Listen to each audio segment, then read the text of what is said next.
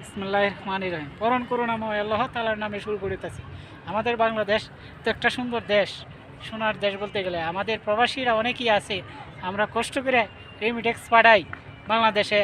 আর বাংলাদেশে কিছু কিছু কর্মকর্তা আছে এই দেশের টাকা পাচার করে সিঙ্গাপুর, দুবাই, ইউরোপ, বিভিন্ন কান্ট্রি। তা আমরা এত কষ্ট করি, কার জন্য করি? দেশের জন্য করি। দেশ আমাকে কী দিয়েছে? হুম? চিন্তা করতে হবে। একটা সরকারিজীবী চাকরিজীবী কোটি কোটি টাকার সম্পদ বিভিন্ন দেশে পাচার করতেছে, এটা দেখার মতন কেউ নাই। আইন শৃঙ্খলা এতই দুর্বল আমাদের দেশে। আর অন্য অন্য দেশের, সৌদি আরব কত শান্তির দেশ, নাই মারামারি কাটাকাটি।